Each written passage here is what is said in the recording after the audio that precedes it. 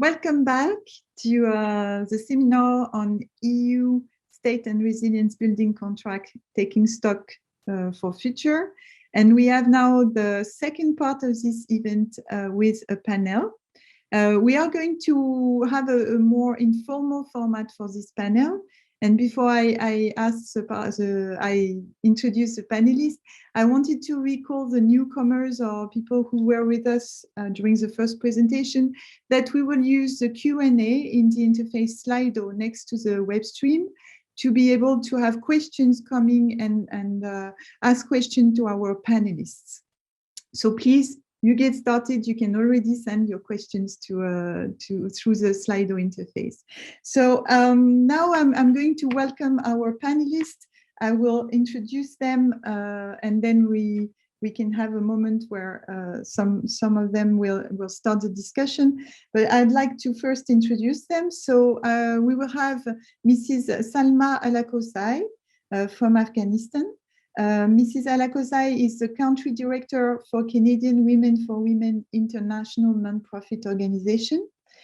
She has worked with the government of Afghanistan for 9 years, in particular in the Ministry of Finance as Director of Aid Management, Director of National Priority Programs, and Director of Public Investment Management.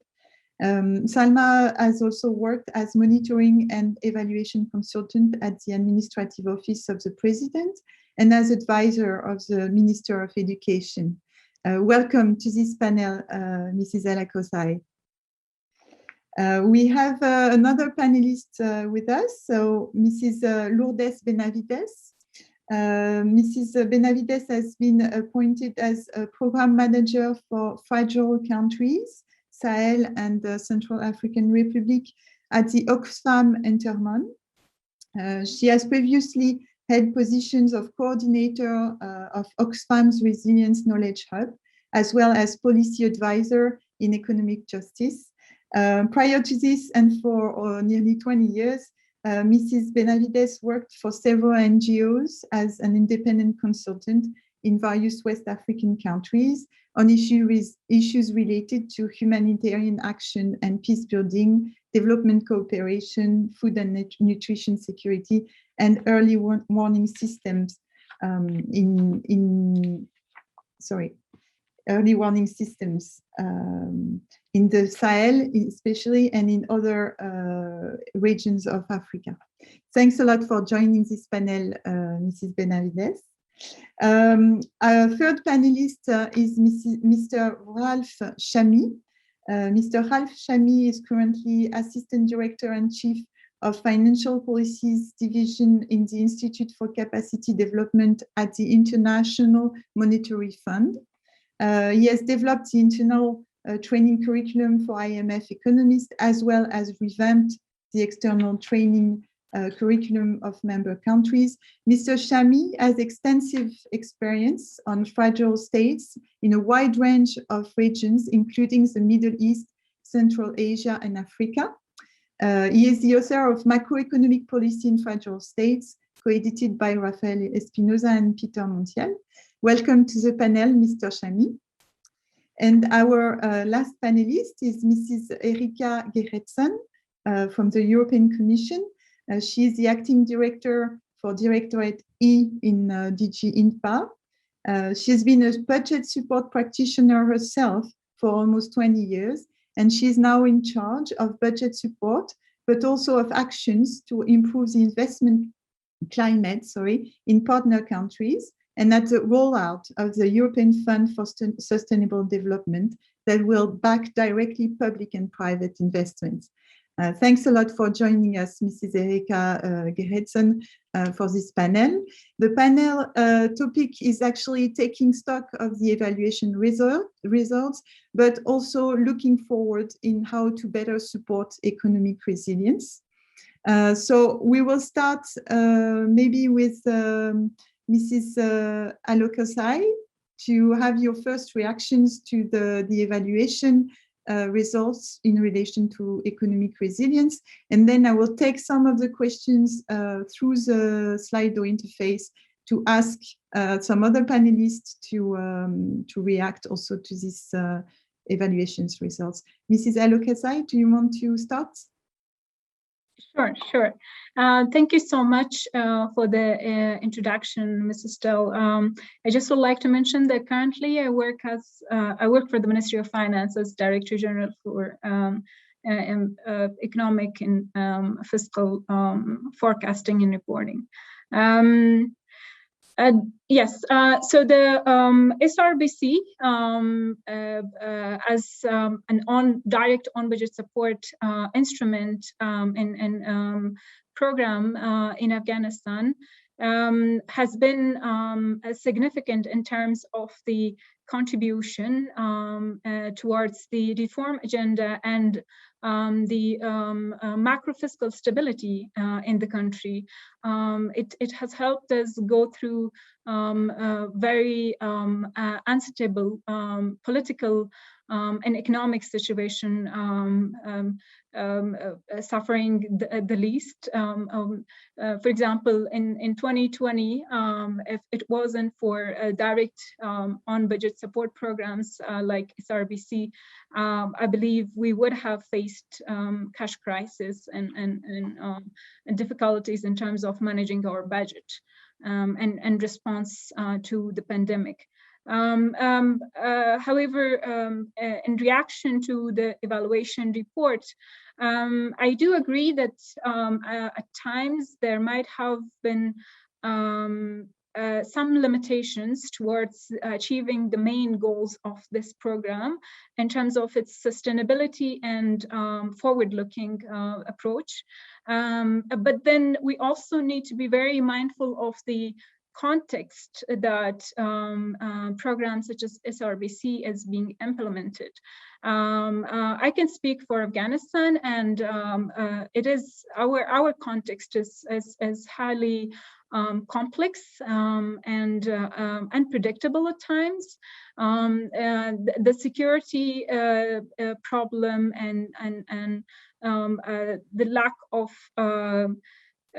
political will at times when it comes to the reform agenda on all sides, not the government specifically alone, but on all sides. There are some big reforms that programs like SRBC is pushing, for example, in revenue mobilization or public financial management or the expenditure side of it, or the providing social services and women empowerment.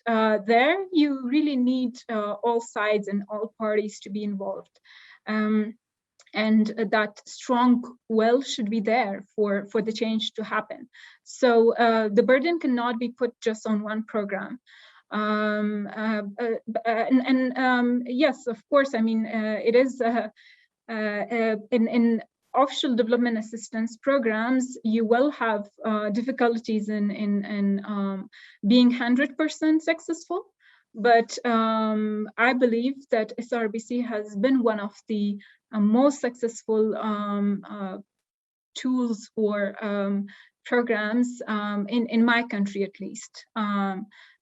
It has provided support right in time to the government and when it needed it the most, and it has provided the support for the government so it implements its core function, so it fulfills its core functions, and so it provides the kind of basic services to the people that that cannot be delayed, waiting for a project approval, waiting for the long processes and bureaucracies, and waiting for 4 to 5 years to see the results. So SRBC has been successful in programs as in delivering, helping the government to deliver on time and to deliver on what's the dire need of the people at the most desperate times in the country.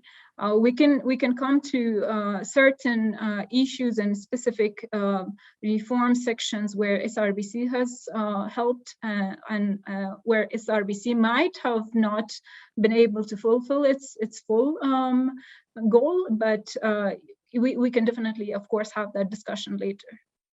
Yes, thanks a lot, Mrs. Alakazai. I think it's very important to recall indeed the context of the past years for states that actually already were under a lot of pressure and a situation of fragility with the COVID crisis. So the added value of tools that are not under the project type of scheme can be something to maintain. Maybe I will go now to Mr. Ralph Chami for a reaction to the evaluation, maybe comments on this aspect of whether the tool the instrument is aiming also for sustainability and how it's bringing added value in context like the COVID context. Mr. Chami? Yes, thank you so much. Thank you, Stella, for the nice introduction, and glad to be here. Let me cast sort of a wider net and say, for any program to succeed, as my colleague Salma just said, having the political will is very important. The understanding the context in which the program is being implemented is very important.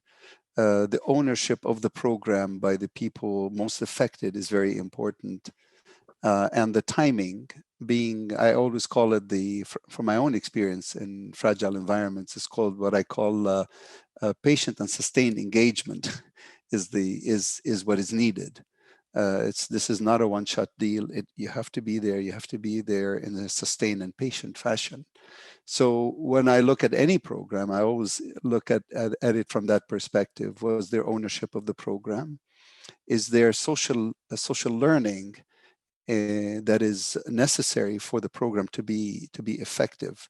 And sometimes we call it the pivotal moment, if you like to use the words of Professor Paul Collier. Is there meaning and understanding by the people on the ground that this program is supposed to be for, an acceptance of it, or is it just the donor, his wishes are being implemented without any ownership by those on the ground? That is, to me, is very important, because that when you talk about sustainability, that's what to me it means, from my own experience, from the work, especially from the messages of our own book, is sustaining any program beyond the initial phase depends very much on the ownership of that program by the people that are most affected by it. And that's where the political will comes in. So if you think we've satisfied all these things, then the program, I would say, is a success. But fragility by its own nature, meaning uncertainty, and we have to be ready for the uncertain, and especially in the world of COVID. I mean, who can tell you how COVID is going to affect certain countries, and what are the implications of it? So whether it was able to continue to do what it was supposed to do, despite the fact that COVID came on board, is also another measure of success for this program. So this is usually how the criteria that I look at it from any program that you want to evaluate. Level of trust between the citizenship and those in power, very important for any implementation of revenue mobilization program. Is there intake by the citizens, right? You can make all kinds of statements, but the answer is anybody listening out there? Is anybody believing what you're saying out there? That's also another measure of success of the and of course, through the revenue mobilization, through the uptake from the revenue side, is how you measure how effective you are on all of these things. I'll just stop here. Thanks a lot, Mr. Chami, and I keep with me this statement: patient and sustained engagement, as a way to look at those kind of programs, and the importance of developing the ownership from the ones affected and the ones who, on the long term, can ensure the sustainability of what happens in the first part of these supports. Maybe Mrs. Benavidez, do you want to react either to some of the comments already, to the evaluation as well? And may I kindly remind our audience that we can take some questions through the Slido interface and the Q&A section. Our great team in the backstage is waiting for getting some questions to feed in the discussion. Mrs. Benavidez, if you want to have some first. Thank you. Thank you very much, and glad to be here also.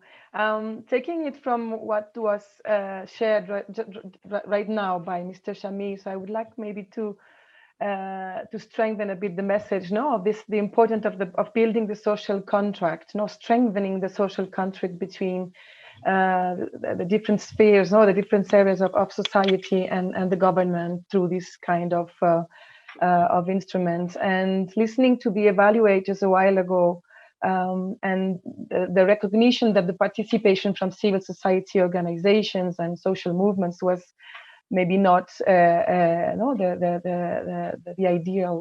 I think it's really important for us to recognize, no, that fragile countries face institutional, local, economic governance challenges, and this is also what weakens, no, the legitimacy of governance somehow, no. And what we see, for example, in the Sahel is citizen movements have really gathered momentum in the last years, and it's really good, and it's a good moment to listen to them, to listen to their messages.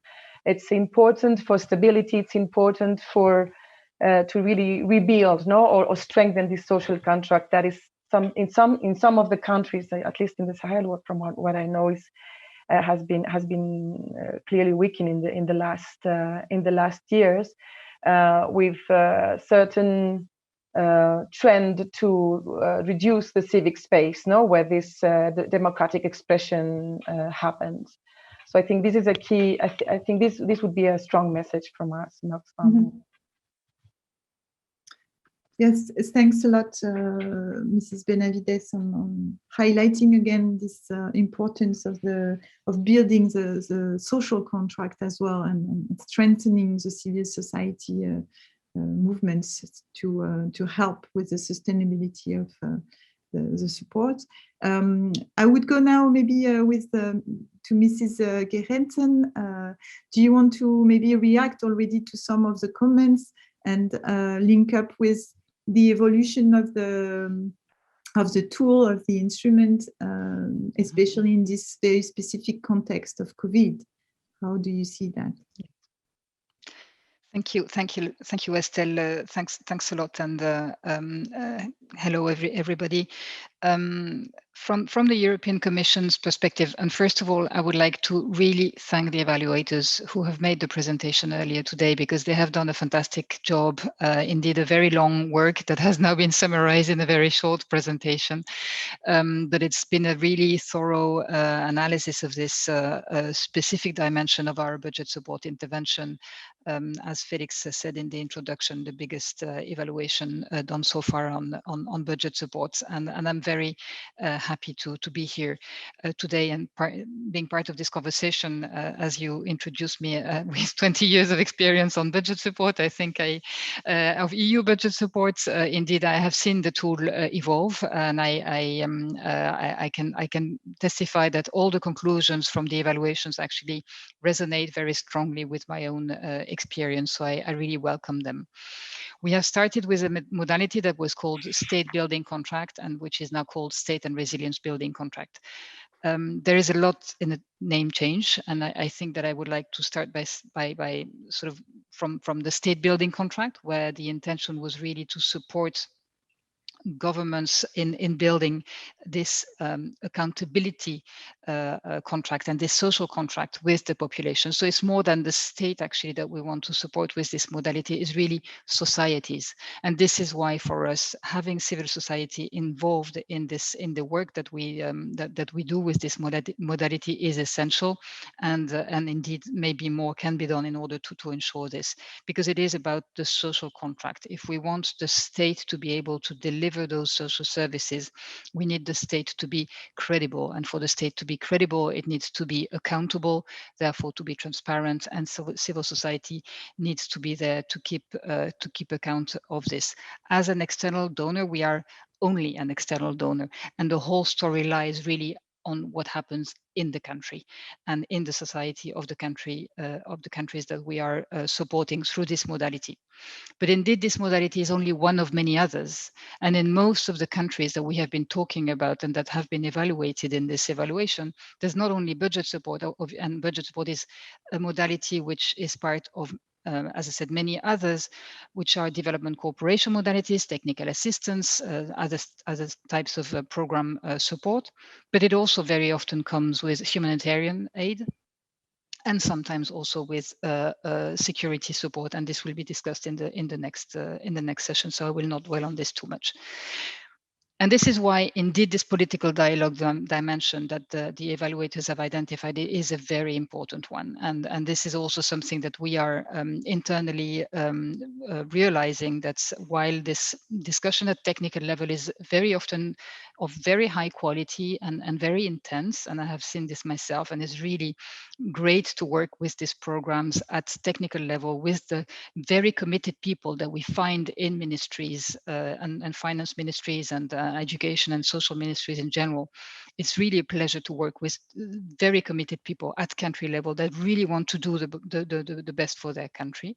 And then indeed lifting this dialogue at political level, where there is an equally high engagement to support and to stabilize the countries is an important challenge, and this is one that we are well aware of as a European Union.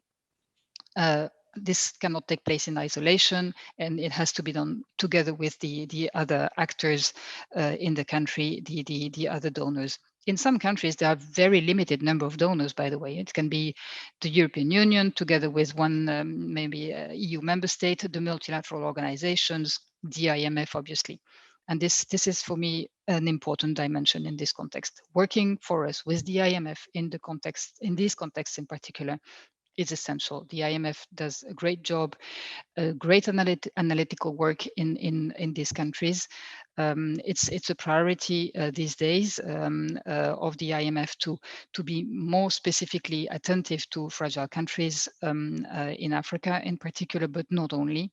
And our partnership in these countries is for us very dear, and it's very profound, and I'm sure this will continue in the future. And this leads me therefore indeed to the more economic dimension of budget support, because this is at the end what it is about.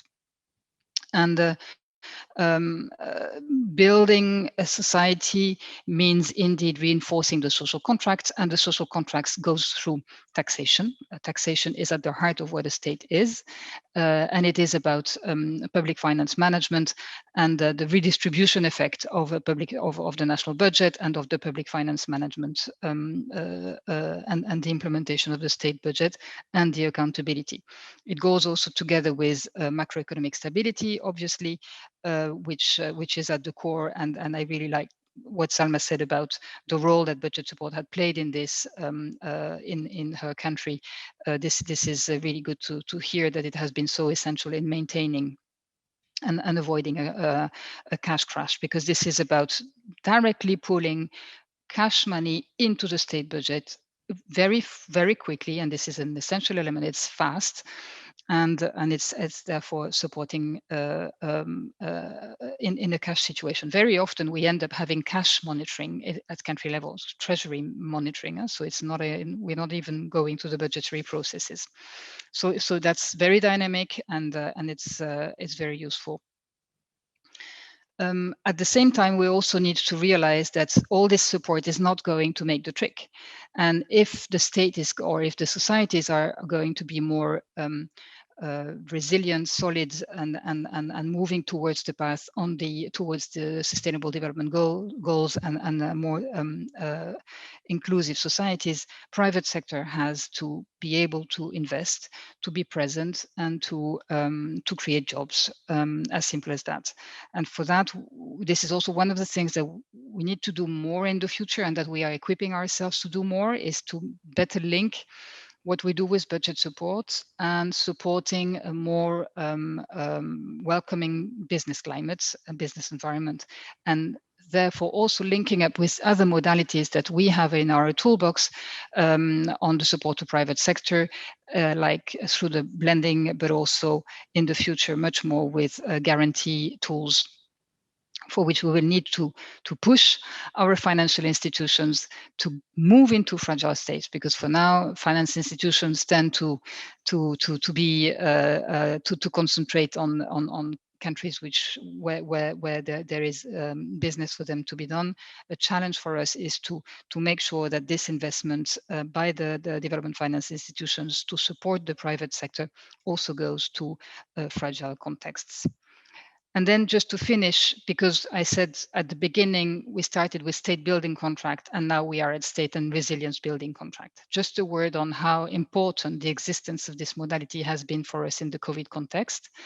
As Felix said at the beginning, we have dispersed 3 billion euros in the world on budget support in 2020. That was 1 billion more than in a sort of a normal year, more than 1 billion more than in a normal year. And it has been fast and extremely effective. This has been the quickest way for us to mobilize direct funding to the countries in order for them to respond to the health crisis and to the socioeconomic complexity of the situation linked to the global economic context. So as we will now move into the next financial framework and starting now to program, this modality will remain at the heart of what we will do in fragile context. Budget support remaining a major modality for the European Commission overall. But indeed, all the recommendations that have been made by the evaluators are well heard, well taken, and we are working on implementing them. So I'm really happy to listen to more questions. There is the question of capacity in our delegations that has been touched upon, the knowledge about the tool, the clear, better understanding of what it is. All this is quite clear, and we are working on this, but happy to answer any questions. Thanks a lot. Thanks a lot, Mrs. Gerritsen. Maybe if some of the panelists would like to react to some questions where we have, some are coming in relation to what you were highlighting on the necessary lifting up of capacities in all the different aspects of society, including the private sector, if we think of economic resilience. So how can this, maybe if we look forward, how can this be more triggered, this lifting up of capacity building? Maybe some ideas from a national partner like Mrs. Alokozai. How do you see this aspect in your country, in Afghanistan? Yeah, thank you, Mrs. Still. In terms of the uplifting the capacity and working on the PFM side of our functions with us, this RBC has helped us with technical assistance, not only international technical assistance, but also internally. We have a public financial management system. We call it Fiscal Management Improvement Program, where we plan together our reform activities, and especially the reform that we want to see in the public financial management area and functions of the land ministries and the Ministry of Finance. That's where the European Union, the SRBC, has been a big support, and we see significant improvement in the way we implement that program and the way that reform activities and instruments as such or perceived and respected among the different institutions. So that's something that I'm very positive about in terms of the EU support and the SRBC's contribution towards it. However, there is of course always more room for improvements in the way we do some of these things, and perhaps we can together with the EU colleagues and here the government can try to focus on more result-based capacity building programs, or technical assistance programs, so that it sustains and institutionalizes most of these reforms that the SRBC program is helping us to achieve. through incentivizing them, under the tranche release condition or disbursement-linked indicators. So I believe that lots of so the technical assistance and the uplifting of the capacities is not just on the EU side here. I would like to acknowledge the once again, that fragility in this whole activity in the country as well. It's the monitoring and control and how we manage our TA and technical assistance and how we build the capacity inside the institutions. That is a challenging task, and it has been. And I have seen that across different donors. It's with some donors it works. It works better, and we get to have more capacity built in certain institutions, and some it doesn't work the way it was desired both by the donor and by the government. So that's it's a difficult question to answer, but I believe the EU has tried its best, at least here. In my department, they work with us on the public financial management oversight and validation of it. They are directly funding the validation of the public financial management performance. And with the VAT, the value added tax, which we are planning to introduce in 2022, the EU has provided technical assistance there to build our capacity and to help us institutionalize and work on policies and regulations and reforms of our customs and revenue systems. Thank you. Thanks a lot, Mrs. El-Kosai. It's very interesting to see how this is implemented live in a country where you're balancing between the technical assistance and the dialogue with the EU, and then strengthening your own institutions through this support and through the support also of the other actors. Maybe may I ask Mrs. Benavidez to react on these capacity building aspects, going on the same lines as your first interventions. I don't know if you want also to tackle a little bit the aspects more related to economic resilience within this idea of lifting up capacity. Okay, yes, of course, and I think this instrument is really very positive, and we all understand the difficulties and the risks and all the uncertainties, that are around working in this kind of context, and this is the key of what we're talking about.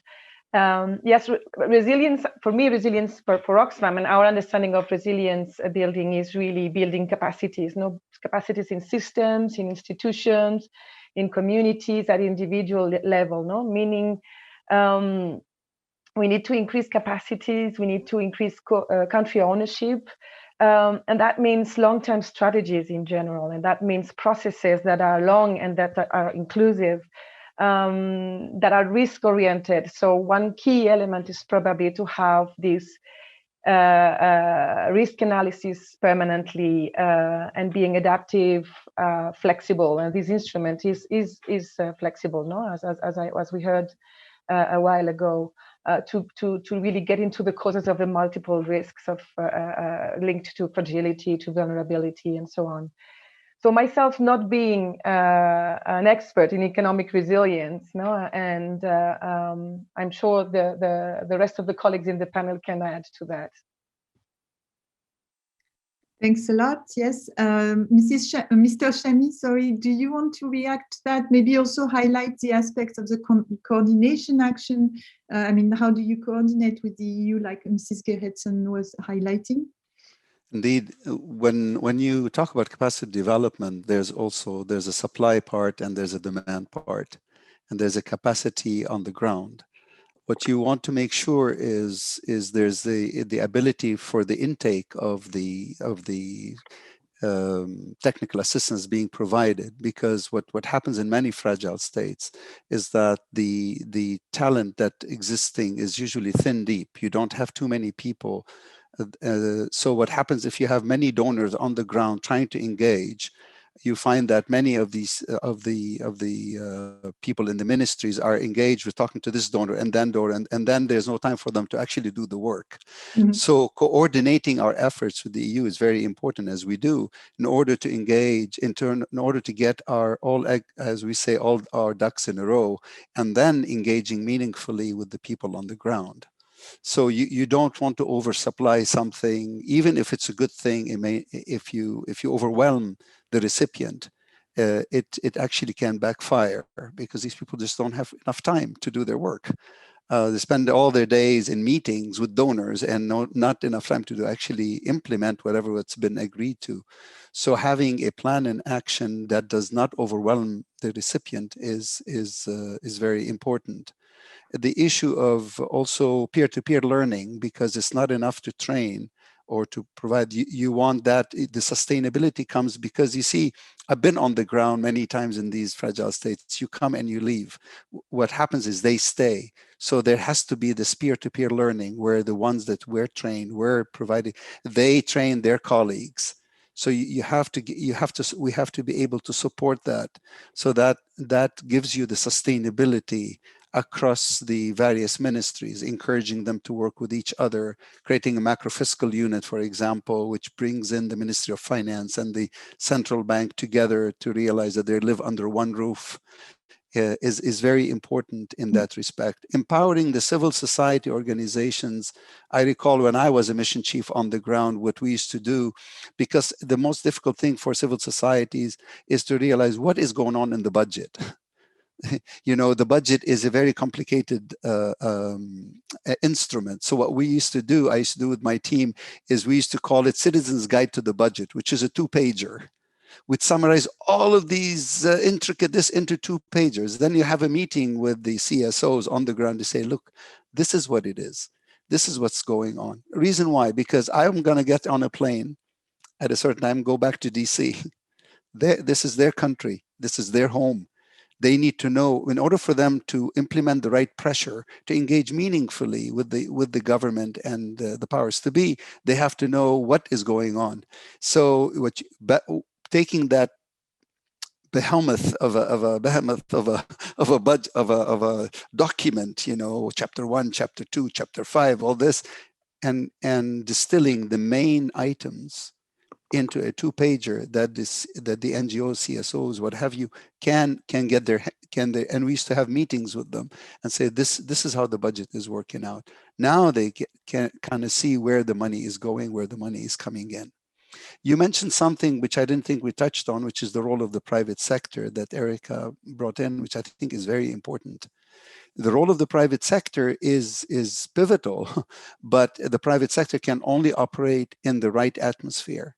Our work on looking at the role of the private sector in fragile states basically says that it's not working the way, it's not fully functioning, because you need the governance in place, you need the property rights in place. There are certain things that need to be in place for the private sector to operate in the way we imagine it to do so. So if, for example, you want the banks to lend, you want the banks not to just do fee for service, but to actually extend loans beyond the government to the private sector, is their definition of property rights. Are the laws on the books being implemented? If there's a definition of collateral, you know, if I have because banks only lend when they can get their money back. If they can't get their money back, they're never going to lend. That's why they prefer to lend to the government, because at least they know that it's the entity with the lowest credit risk. So there are certain things that are necessary to be put in place for the private sector to be able to effectively engage and be that sort of that instrument, that catalyst that helps in the creation of the resilience. I'll stop here. Thanks a lot, Mr. Chami.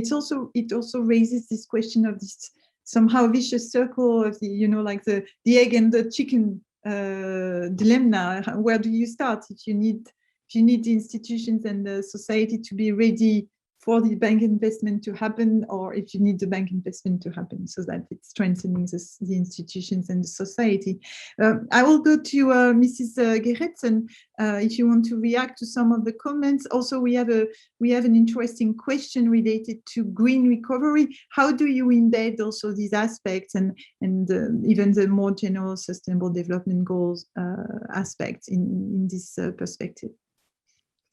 Thanks, Estelle. I will be happily trying to respond to this question, but I think that Salma had raised her hand and maybe wanted to react first, if you allow. Salma, did you still want to react on this? Sorry to. Yeah. No, sorry. I just quickly to Mr. Chami's points on capacity building I couldn't stop not agreeing with it, and also mentioning that the sustainability of the capacity building in such context is that, yes, bringing in a TA for a few days and having them to work on a system or prepare a document or prepare a policy or a paper, and then going back will not help with sustainable capacity building and institution building. So that's a highly important point that the international colleagues and partners can only stay with us for a few years, and then they will be back, and they also would want an end to whatever they are supporting us with. That it's highly important that we focus on building the real capacity inside these institutions and training the people who are there.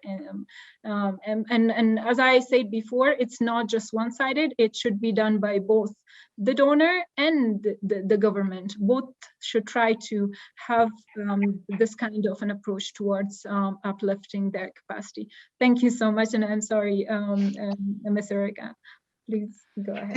Thanks a lot, Mrs. Alakosai, and thank you, Erika, for raising my attention. Please go ahead if you want to react on those aspects. Thank you so much, Estelle. No, I think it's all the points on capacity building are right, and really from my experience, it's really when the partner country takes the lead in formulating the strategy and in monitoring the implementation of the reforms and of the capacity development programs that accompany it, that it really works. And that's, it's only I mean, to use the expression that Ralph was using, to that we need to work as ducks, or how did you put it? That's it's really the government that can put us in this line, and otherwise there would always be in a way a beauty contest somehow, even if we work really well together. So the role of the government in this is absolutely essential. Now coming maybe to the question of the greening and this tension that one might see between greening the economy and therefore looking at more longer term challenges and the immediate challenges that we try to respond to in fragile context. It's true that I can see prima facie the potential a challenge, but we believe we believe actually that there are a lot of opportunities that can be seen from this green recovery agenda, as well as the digital agenda. We are working closely. We are working also with other financial institutions and partners on the PIFA tool. So just a word on PIFA, which is the main anchor tool that we use for the public finance management assessment. In this, there is a climate module that is being developed, and that will allow to look at the potential of greening the public finances through this tool. And there are similar exercises, work that take place in the context of TADAT of the IMF for the on tax administration, so greening the tax policy and again, also on procurement systems. We use the MAPS instrument that some of you may know, which is an assessment tool on the procurement systems. And there also a lot of work is going on at technical level on greening procurement, on greening procurement. So that's from the kind of narrow angle of PFM and DRM. Already a lot of work that's happening at technical level to make the tools more specific to the climate dimension and to the screening of the recovery. As EU, we are now finalizing, concluding the negotiations on the next financial framework, and we have set the target of 30% that will have to go to climate objectives and that will have to be aligned to Paris Agreement targets. That's a very sort of ambitious target, and this will also be valid, obviously, in more fragile countries where in a way, there are also a lot of opportunities related to this greening of the economy, because it will require investments, and it will require external partners to accompany countries in their investments. Now, coming to another point about the and that links a little bit with this, actually, on the how to link up between budget support and the other modalities like the blending and the guarantees. The way we see it is a little bit like was said before about the regulatory framework. For example, if we say we are supporting renewable energy investment through blending programs, we know that renewable energies and energy in general requires a certain robust regulatory framework for it to function, the pricing, the access, etc. So these are the type of dialogue where we can be more complementary between what we do through the budget support and then the policy framework and the policy design and working with the partner government with capacity building also on the regulatory framework. And at the same time, we would work and support a development finance institution that would contribute to the financing of the investment as such. And in bringing both items together, we can be stronger on the in the policy dialogue and in the support that the EU brings as a whole, as Team Europe, having us on the one hand and a European DFI, for example, on the other hand, bringing this kind of capacity together and joining up. And this is the spirit in which we are currently doing the programming for the next 7 years. I will stop here. Thanks. You're muted, Estelle. Thanks a lot, Mrs. Gerritsen. I think we're reaching the end of this first panel. I'd like for the last 4 or 5 minutes to have maybe a closing word from each of you, if you don't mind. Starting maybe with Mrs. Alokosai. Do you want to have a few last words? Thank you. And first of all, I would like to thank the evaluation team. I believe it's a very comprehensive report, and it's not only going to help the EU, but also the member countries, the recipient countries, to think through the changes and improvements they want to bring in, and the way that they use these resources provided by the EU perhaps more efficiently and effectively, as well as I believe the findings of the report. I agree with the findings, and also I really like the recommendations in terms of the geographical balance and equity and equality there, in terms of providing the resources and keeping them in mind, and as well as with the with how we can focus on the most vulnerable people, and how we can strengthen the national ownership, as Mr. Chami also mentioned.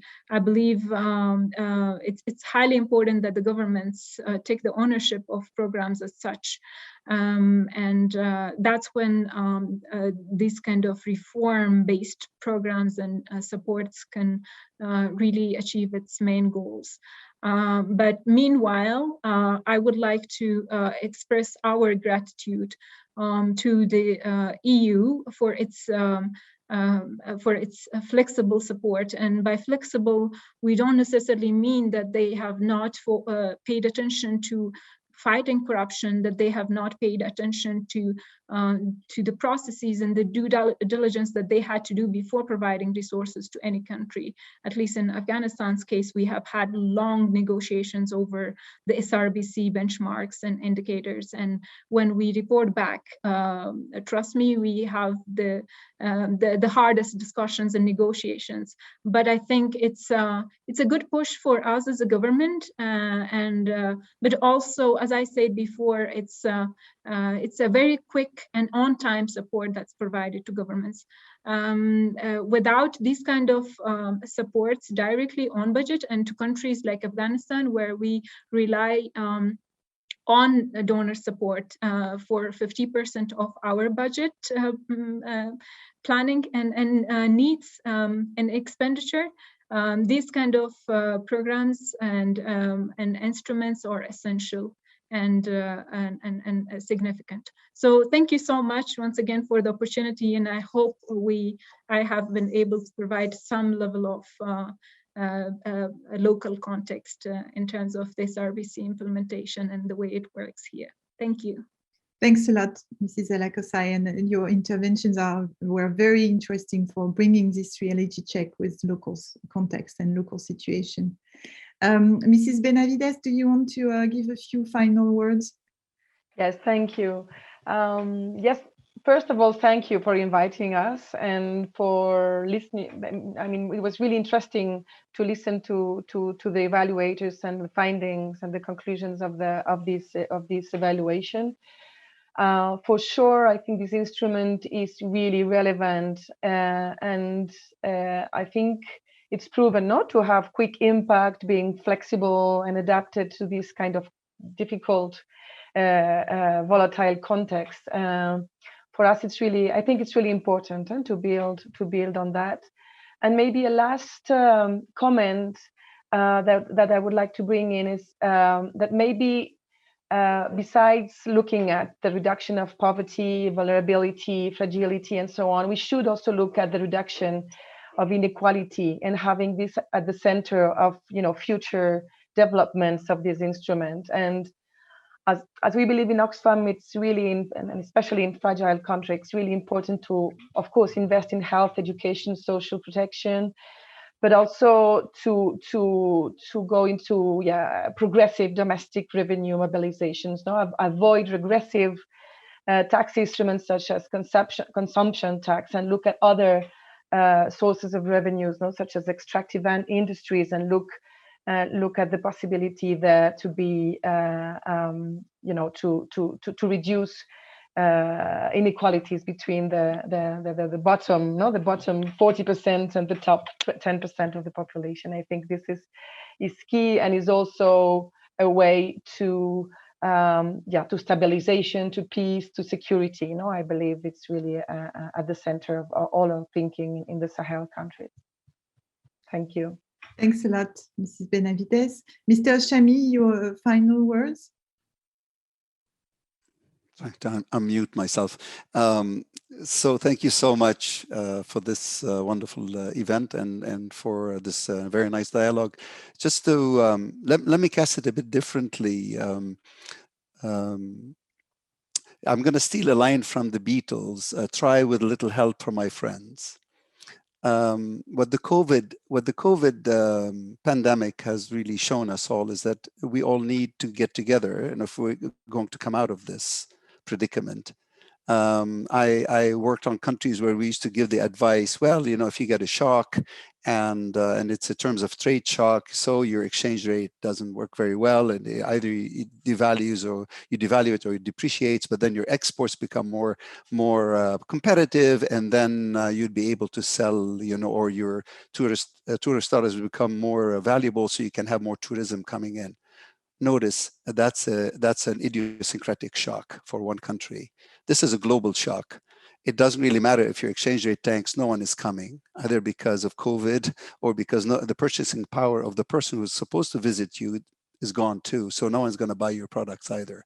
So EU's help in this manner comes in at the right time. in helping, during this kind of bad time. The budget support comes in at a crucial time, because we really need to get all together in order for all of us to come out of this predicament. No country can do it on its own. That's one. Two, from work that we've done, we call it time to build. Whenever you do invest in fragile states, as you nicely put it, again, it's a sustained and patient engagement. There's a time to build. There's time. It takes time for these outcomes to bear fruit, and we have to be patient. But during that time, you want to help countries not deal with immediate solutions by putting in place long-term solutions that doom the future in order to satisfy the present. For people have to realize in fragile states, there are immediate concerns, whereas sometimes we as development agencies, or we are always thinking medium term, long term. Yes, but for fragile states, there's an immediate issue they have to deal with. And if they don't survive the immediate future, there's no sense in talking about the medium term or the long term. So part of our job is to basically keep the focus of attention of the authorities on the where we want to go, but at the same time try to implement solutions to immediate problems that are of immediate nature, that do not doom the long term, or do not in perpetuity basically have budget implications that you can't undo that easily. So again, a patient and sustained engagement, working with the EU, working with other IFIs, that the donors themselves work together to present a cohesive package to the to the recipient countries, all is part and parcel of what I call it is dealing, trying to help countries in terms of, if they are fragile, to come out of the fragility, or at least not to descend into chaos. I'll stop here. Thank you very much, Mr. Chami. As a final intervention, Mrs. Gerritsen, please, for a few minutes. Thank you so much, Estelle, and well, thanks to all. I mean, I think a lot has been said now in this intervention, and I don't have much to add. Just to really thank again for the evaluation. It is true that we live in this global crisis, which also allows us to be here today together, and the risks are high. Indeed, the risks are high that inequalities will rise again dramatically, I would say, in country, but also between countries, and this risk deserves a high level of international and global solidarity. But building resilience is also, I mean, probably we have heard the word resilience more than ever during the past year, and this is what this instrument is about.